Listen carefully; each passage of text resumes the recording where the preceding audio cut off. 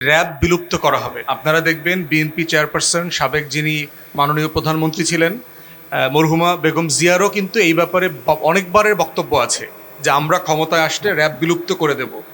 Even Tarique রহমানের বক্তব্য আমি শুনেছি যে আমরা ক্ষমতায় আসলে র্যাব বিলুপ্ত করে দেব। এখন প্রশ্ন হচ্ছে যে এই রকম ভাই যেটা কারেক্টলি বলেছেন যে ইউএসএ ট্রেজারি ডিপার্টমেন্টের স্যাংশনড হওয়া একটা প্রতিষ্ঠান যার 6 জন কর্মকর্তাকে স্যাংশন করা হয়েছিল, যারা পুলিশের, র্যাবের, সেনাবাহিনীর বিভিন্ন জায়গা থেকে এসছেন।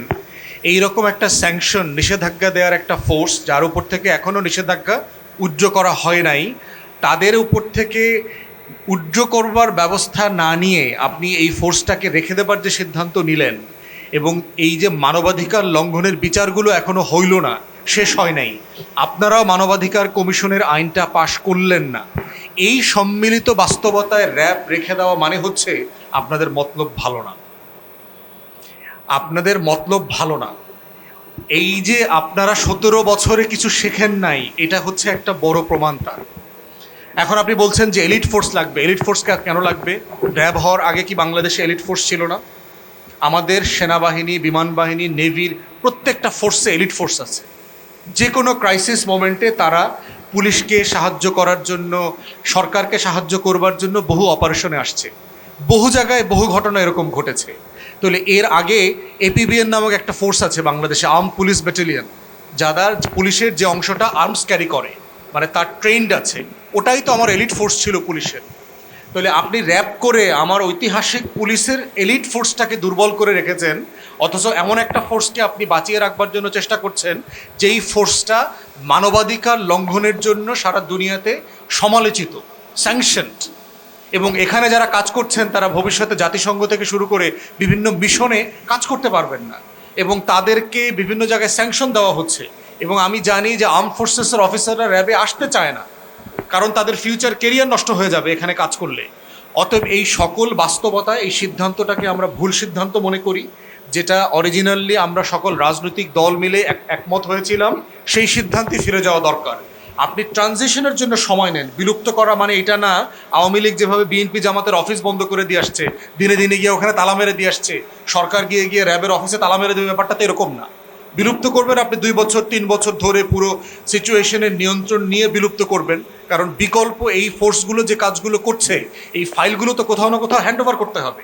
সেটা এপিবিএন হোক, পুলিশের কোনো ডিপার্টমেন্ট হোক, একটা সামঞ্জস্যতা রেখেই এই বিলুপ্তির পথে যেতে হবে। কিন্তু সেটা না করে যেটা করছেন, এটা সিম্পলি ফাংশনাল না। দেশে বিদেশের কোনো মানবাধিকার সংগঠন এই প্রস্তাবনার সাথে একমত হবেন না। দ্বিতীয়ত যেটা ভাই জিজ্ঞেস করেছেন গরুর হাট নিয়ে, আমরা আসলে রবিবারে কথা বলবো কোরবানি, গরুর হাট, বর্জ্য ব্যবস্থাপনা নিয়ে।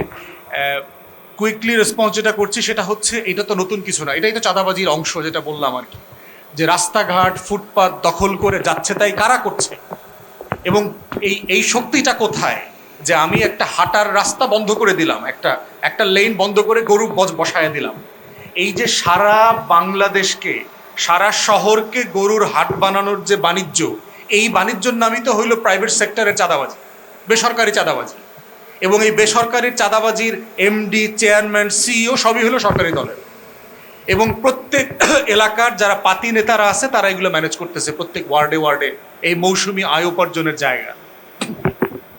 বিএনপি যদি দীর্ঘমেয়াদে রাজনীতি করতে চায়, তাদেরকে বোঝা দরকার এই পুরাতন আমলের হাটঘাট, মাঠ ইজারার আর গরুর হাট দিয়া রাস্তা দখল করার রাজনীতি বেশি দিন চলবে না। এটা ফাংশনাল হবে না, এটা কার্যকর হবে না।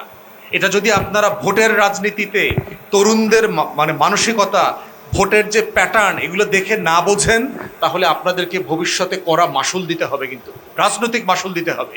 এটা মাস্তানি করে সমাধান করতে পারবেন না, কারণ সমাজের চিন্তা মনস্তত্ত্ব বদলে গেছে, তরুণদের আকাঙ্ক্ষা বদলে গেছে।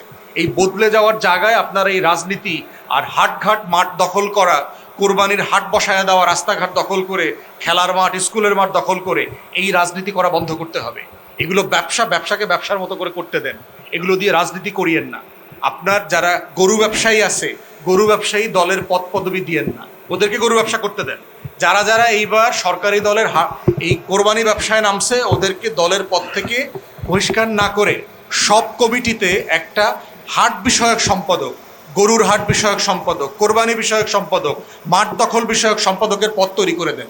যে যে এলাকাতে হাট ঘাট রাস্তা দখল করছে দখলদার বিষয়ক সম্পাদক, সবাইকে এই সম্পাদকীয় পদ দিয়ে দেন।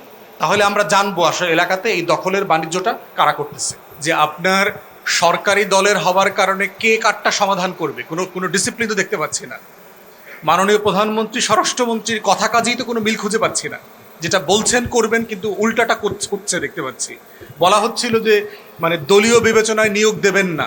এটা তো বিএনপির বহু মিটিংয়ে আমি এই বক্তব্য শুনেছি বেগম জিয়া তারেক রহমানের কাছ থেকে, কিন্তু সব অ্যাপয়েন্টমেন্ট দলীয় বিবেচনায় হচ্ছে। দলীয় প্রশাসক অ্যাপয়েন্টমেন্টটা দলীয় বিবেচনায় হয়েছে, হাট বসতেছে দলীয় বিবেচনায়।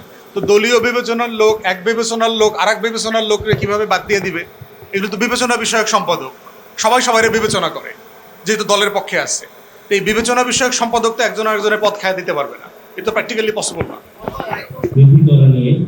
এছাড়া প্রতিবন্ধী জনগোষ্ঠীর জন্য বাজেটে কিরকম বরাদ্দ থাকতে পারে, কোন কোন খাতে আসলে তারা নিজেদেরকে বঞ্চিত অনুভব করছেন সেসব সম্পর্কে জানতে চাইব জনাব আমজাদ হোসেন। তিনি পেশায় একজন ব্যাংকার। ওকে, আসসালামু আলাইকুম।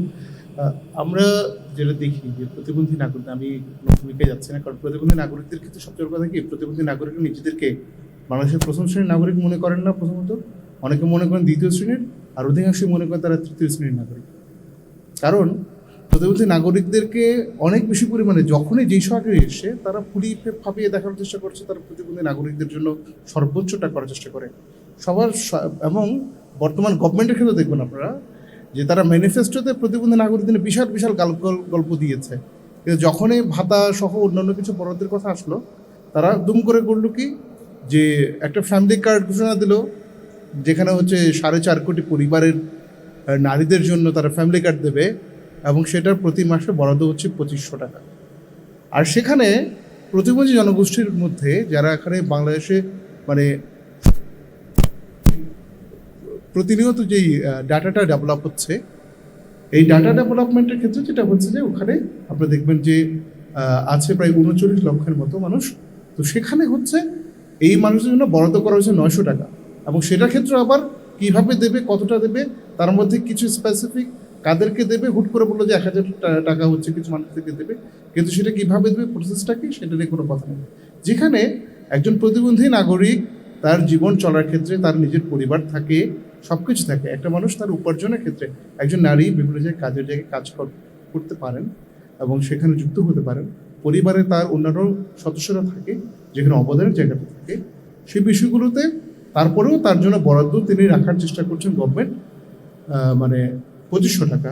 এবং সেটার জন্য সে আগামী 5 বছরে কত কোটি টাকা যাবে, টোটাল বরাদ্দটা ক্যালকুলেশন করে প্রতিনিয়ত কীভাবে তারা দেবে সেটা নিয়োগ করছেন। আর সেক্ষেত্রে প্রতিবন্ধী নাগরিকদের ক্ষেত্রে এই জায়গাটা খুবই হাস্যাস্পদ।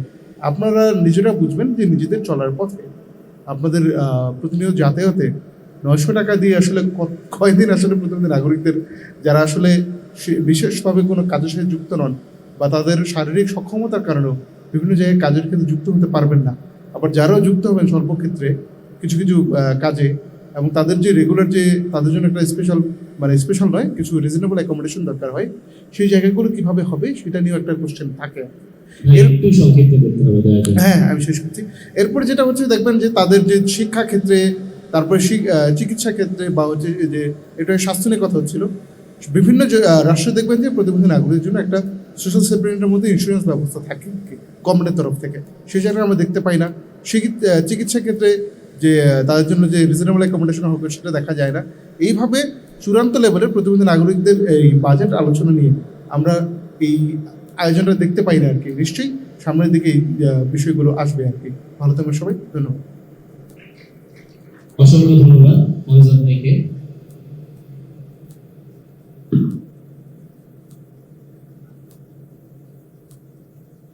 তিনি প্রতিবন্ধী জনগোষ্ঠীর বক্তব্য তুলে ধরলেন এবং বাজেট নিয়ে তাদের ভাবনা জানালেন। এখানে উল্লেখযোগ্য বিষয়টি হচ্ছে